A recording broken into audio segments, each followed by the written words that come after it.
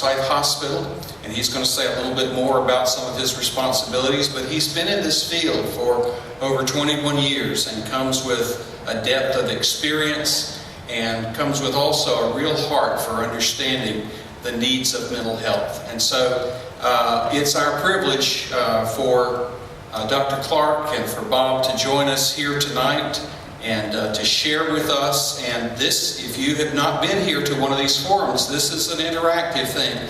They're going to make some presentations, and at the very end, we're going to leave some time for Q&A, and I hope that you will engage with them. But would you join me in welcoming Dr. Clark to Calvary?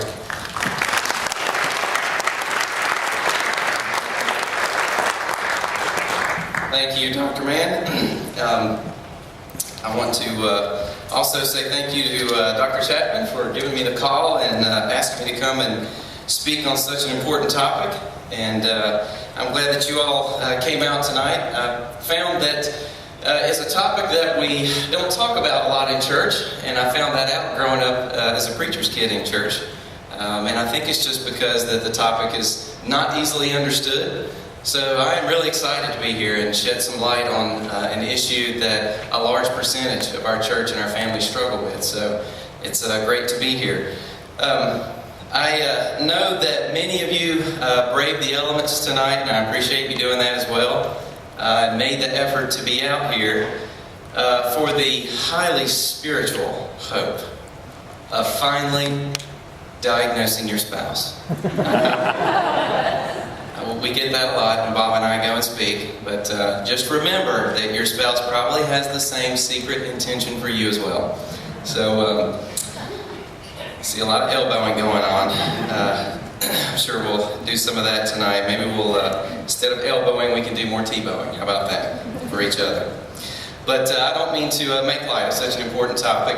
Folks with mental illness not only have to deal with the challenges of the symptoms of their illness, but with the stereotype and the stigmatization that comes with having one as well. So what I'm going to do tonight is share with you three things, and then my friend Bob Mills is going to come. Bob will be here in about 10 or 15 minutes right after me, and he's going to tell a little bit about his story and then talk about some of the great things that he's doing in a church-based setting over at First Presbyterian. So I'm excited to hear what he has to say as well. But I want to tell you a little bit about the prevalence of mental illness and then what mental illness is, give a very clear, simple explanation of what it is, and then what the Bible says about the mind-body connection, because the Bible does say a lot about it. And we know that there are several verses that talk about healing the brokenhearted. So we'll talk a little bit more about that as well. According to the National Institutes of Mental Health, you may find this statistic pretty staggering, but around 26% of all Americans have a diagnosable mental illness. Now, they've been doing this study year after year, and that percentage has stayed pretty steady the past several years. 26%, that's 1 out of 4. That means that someone on your pew tonight probably has a mental illness, a diagnosable mental illness. Now, those illnesses range from mild to moderate to severe. You're probably most familiar with the severe cases. Around 6% of all cases are severe, and those are the ones that kind of get glamorized in Hollywood productions and on television. If you meet someone with a mild to moderate case, you probably wouldn't even recognize it. But we know that also probably around a third of all folks who have a diagnosable mental illness seek out and receive treatment. So 2/3 of us that could be diagnosed are not receiving treatment. So a lot of the reason for that, again, is the stigmatization that comes with having it, and so that's something that we want to be sensitive to. Just to break it down even further, around 18% of all Americans have a diagnosable anxiety disorder, around 7% clinical depression, and bipolar disorder is around 3%, somewhere around there, and then schizophrenia is around 1%. So that's kind of a breakdown, and then all the other disorders break down further after that. The World Health Organization does a lot of study in this area as well, and they have found that mental illness accounts for more disability in developed countries than any other group of illnesses, including cancer and heart disease. So ladies and gentlemen, mental illness may live in the shadows, but it is very prevalent in our homes and in our churches, and it's something that we need to be sensitive to. So that begs the question, what is a mental illness? If I have mood swings, does that mean I have a mental illness? No pointing. I see pointing. All right, now be careful. If I feel bad emotionally, does that mean I have a mental illness? If I feel bad emotionally for a long period of time, does that mean I have a mental illness? Well, the first thing to understand, and this is the first things first, and the Bible talks a lot about this, and that is that our mind and our bodies are connected. They are connected. Now, I know you're probably asking the question, now how does that happen? I don't understand how something physical can be connected to something metaphysical, or something that I can see, like my body, be connected to something I cannot see, like my mind. And I will tell you as a behavioral professional that we don't understand everything about that, quite transparently. There's some things, only God knows, and He's not telling you. But there are some things that we do know about that, and that's what I want to share with you. I think just starting out, a good basic understanding and a good basic definition of mental illness would sound like this. Mental illness is basically, at its heart, a biological, medical condition that disrupts a person's thoughts or moods. And it's simply that. It is a biomedical condition, first, that disrupts a person's thought processes or emotional stability, and often results in a diminished capacity for coping with the normal demands of life. Now, most of the time when you have a medical illness, you can see something as a result of it, a rash, a discoloration, bumps, or you can feel the pain of it. And you can even see that through some kind of testing, whether it's a basic observation or lab tests or some imaging like an x-ray or an MRI or something like that. But with mental illness, it is still a biomedical condition that disrupts something we cannot see, which is our thoughts and our moods. So the challenge is understanding how this works. Now I want to break it down a little bit further. And let's just take anxiety disorders. That happens to be the largest category of mental illness. You may even know someone who has struggled with that before. So let's talk about that. Whenever we experience anxiety, whether you realize it or not, your body is reacting. Whenever we feel a little bit anxious, our nervous system kicks into gear and increases our blood pressure, our pulse rate, our breathing, all those normal body functions. And so the way I like to describe it is, if you can imagine that you're walking down a path in the middle of the woods, and let's just say a bear jumps out in front of you, and he is standing there, claws out, foaming at the mouth, looking really hungry. Now, let me ask you a question. What would be the feeling that you feel right then? I'll bet you it would be the opposite of serenity. It would probably be anxious, fearful, scared, and we could list a lot of other emotional names. But when that happens, my mind computes what's going on. I have an emotional reaction that triggers the body. Now, what happens to the nervous system? It automatically kicks in, and my blood pressure races, my pulse goes up. Now, there you see it again, the mind-body connection. Don't understand everything about that and how it works, but we do know that it happens. And so my palms get sweaty, my pupils dilate. Ladies and gentlemen, that's what happens when someone has a panic attack. They can be walking down the sidewalk, bright sunny day, having a great time, and all of a sudden their body reacts as if a bear just jumped out in front of them. And so the medication that is needed helps to regulate the nervous system. No psychiatric medication manages your emotions. No psychiatric medication manages your spirituality. It simply gets the physiology functioning again so that it doesn't negatively affect the other components of my life.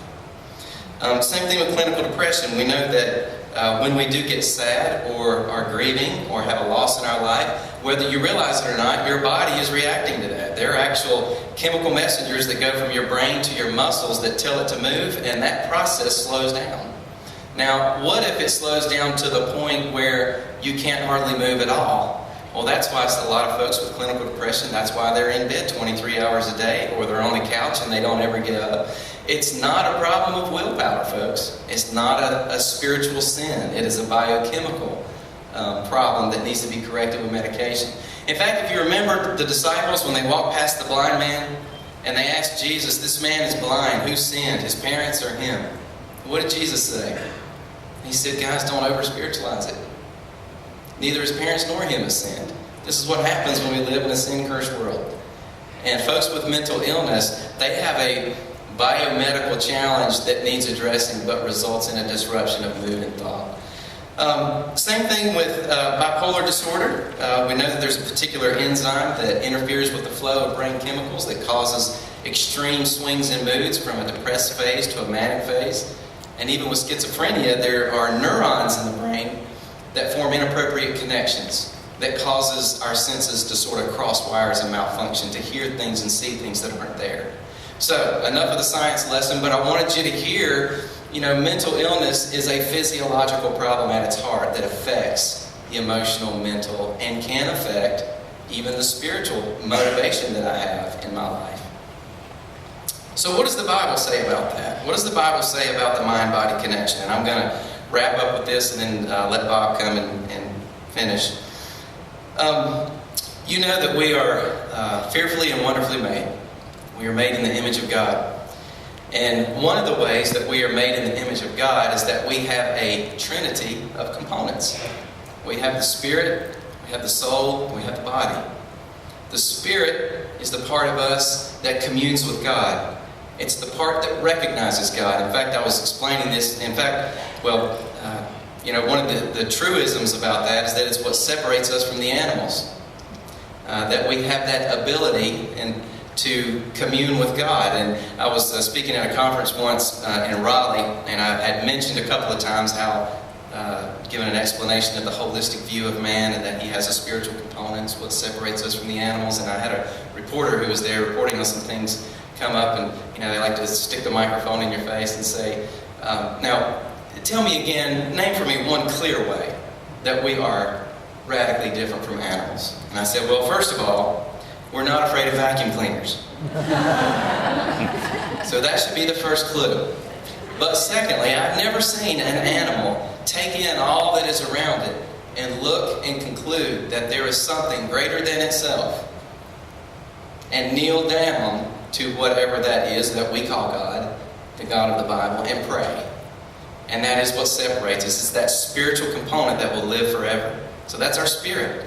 And then we have a soul. Our soul is actually where the mind and the emotions reside. And the Bible has a lot to say about the soul. In fact, if you take the word psychology, you know that ology means the study of. Psyche is the Greek word for soul. So psychology is simply the study of the soul, the mind and the emotions. So it's a very biblical profession to study the soul and help folks understand how to manage it. Then, of course, there's the body. The body that vehicles the soul and the spirit here on earth and helps to navigate the material world through the five senses. And 1 Thessalonians 5:23 talks about, and we actually talked about it in our Sunday school class this morning, in Rick Diamond, I'm in his class, and we were talking about this a little bit, but God is interested in the sanctification, it says, of our spirit, soul, and body, not just our spirit. He is interested in the healing and restoration of all of those components. And in fact, in Galatians 5 and Romans chapter 7, it talks about how the body wars with the spirit and the soul, showing the connection there. They're all connected and affect each other. I kind of think of it as a mattress. You have coils in a mattress, and in most mattresses they're all connected. If you push down on one coil, it pulls on the other ones. That's how our body works. That's how our mind and our soul and our spirit works. They all pull on each other. They affect each other. And in fact, in Psalms, it talks about how our mind and our spirit and our heart can either heal or dry up the bones, showing the mind and body connection. So if there's one challenge that I would leave with you with all of that knowledge, that you are now armchair psychiatrists, it would be this: to understand that there are those among us who struggle with this condition, and a lot of times it is out of their control.